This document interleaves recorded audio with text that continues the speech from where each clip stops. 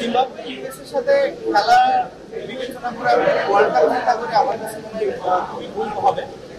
World cup completely different একটা জায়গা, ওইখানে আসলে আমরা যত বেশি প্রেশার হ্যান্ডেল করতে পারি তত ভালো করার সম্ভাবনা আছে। লাস্ট টাইম আমরা যখন টি-20 ওয়ার্ল্ড কাপ খেলেছি আমার কাছে মনে হয় আমরা মোটামুটি একটা পারফরমেন্স করেছিলাম, যেটা খুব ভালো না হলেও কেউ বলবে না যে খুব একটা খারাপ। আমি আশা করবো যে ওই জায়গাটা যদি আমাদের বেঞ্চমার্ক শুরু হয়, এই টুর্নামেন্টটা হবে, এই ওয়ার্ল্ড কাপ টুর্নামেন্টটা হবে আমাদের সেটা ছাড়িয়ে যাবে। সেটা যদি যেতে হয় অবশ্যই আমাদের ফার্স্ট রাউন্ডে লিগটাকে জিততে হবে। সেটা যদি আমরা প্রতিটা মোটামুটি একটা ভালো অ্যাচিভমেন্ট আর দেন ওইখান থেকে আমি যদি পরবর্তীতে চিন্তা মেবি আসলে ইউএসএ তে ইউএসএ এর সাথে খেলার আরেকটা বড় রিজন হচ্ছে আমাদের সাথে কন্ডিশনের সাথে অ্যাডজাস্ট করা। আর দি সেম টাইম ওই জায়গাটা সম্পর্কে জানা। ইউএসএ তে খুব বেশি প্লেয়ার না দিয়ে খেলেছে, ফ্লোরিডাতে হয়তো আরো কয়েকজন প্লেয়ার মাত্র তাদের খেলার এক্সপিরিয়েন্স আছে। স্বাভাবিকভাবে ওই একটা এক্সপিরিয়েন্স, ওই জিনিসটা কাজে লাগছে যে আমরা কন্ডিশনের সাথে ইউজ টু হবো।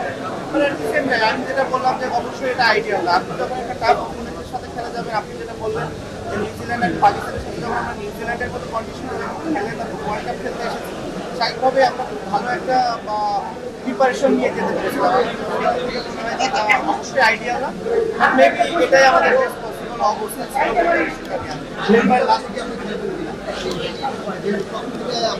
এখন প্রথম 3 ম্যাচে তো সুযোগ পাইনি, পরের 2 ম্যাচে যদি সিলেক্টররা থাকে তাহলে আমি সেই জন্য প্রিমিয়ার লিগে চেষ্টা করছি ভালো খেলা যাতে করে তারা আমার দিকে তাকায়।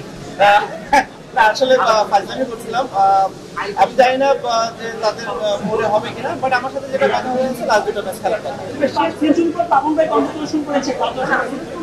না করেনি দেখে আজকে আমি পাবন ভাইকে ফোন দিয়েছিলাম যে পাবন ভাই এই যে এতদিন পরে সেঞ্চুরি করলাম কি নেবেন, জীবনে প্রথমবার প্রিমিয়ার লিগে সেঞ্চুরি করলাম। বাট আমার কাছে মনে হয়েছে যে সুপার লিগটা যদি আমাদের টি-20 ফরম্যাটে হতো এটা আমাদের দেশের ক্রিকেটের জন্য ভালো হতো। অ্যাট দি সেম টাইম প্লেয়ারদের দিকটা যদি কেউ চিন্তা করতো তাহলে আমার মনে হয় খুবই ভালো হতো। আমার মনে হয় খুবই অমানবিক এরকম একটা পরিবেশে সারাটা দিন আমাদেরকে রোদের পেছনে খেলানো। এই জায়গাটাতে আমার মনে হয় অনেক ভালো একটা দায়িত্ব নেওয়া যেত। অ্যাট দি সেম টাইম এটা আমাদের ন্যাশনাল টিমের জন্য উপকৃত হতো, যেহেতু আমরা টি-20 ফরম্যাটে ওয়ার্ল্ড কাপ খেলতে যাচ্ছি। আমার মনে হয় খুব ভালো একটা প্রিপারেশন হতো, অল্প দিনে শেষ হয়ে যেত, সব প্লেয়াররা ম্যাচগুলো খেলতে পারতো। যে কোনো কারণেই হোক করেনি, বাট আমার কাছে মনে হয় এই চিন্তাগুলোই আসলে আমাদেরকে আরো সামনের দিকে এগিয়ে নিয়ে যেতে পারে। ভাই আমি ছিলাম হচ্ছে আমেরিকাতে, যেখানে যারা ডিসিশন মেকার তারা নেবে ডিসিশন।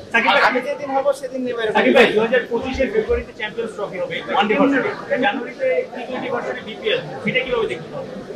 দেখুন বিপিএল এর সময় বিপিএল হবে, কিন্তু আমরা সারা বছর ওয়ানডে ফরম্যাটটাই খেলি। আমাদের ওয়ানডে ফরম্যাট একটা আমাদের জন্মের পর থেকেই একটা ফরম্যাটে আমরা সবসময় আপনি একটার সাথে আরেকটা মেলালে কখনোই হবে না। আপনার জিনিসটা বিবেচনা করতে হবে, যেহেতু আমাদের টি-20 ওরকম কোনো খেলাই হয় না একমাত্র বিপিএল ছাড়া, যেখানেও ওভারসিজ প্লেয়ারদের দাপটটা অনেক বেশি থাকে। সেইভাবে আমাদের লোকাল প্লেয়ারদের সুযোগটা একটু কম হয়।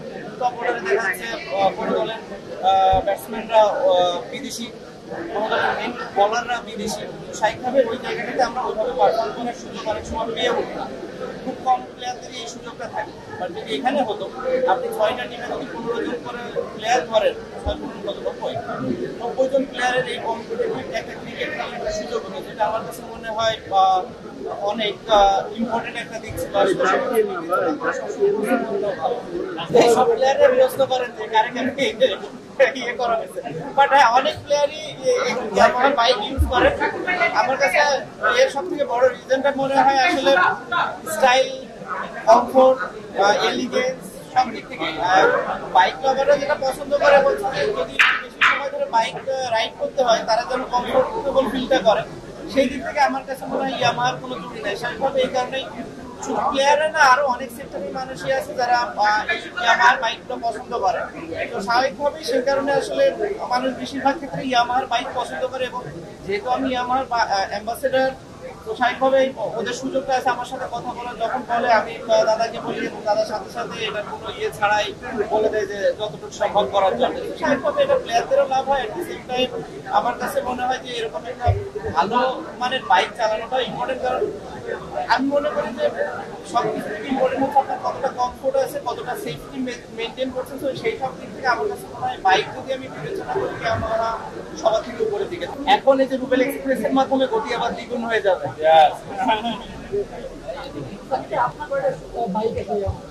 আমি বললো যে 5টা আরো মনে হয় বেশি আছে।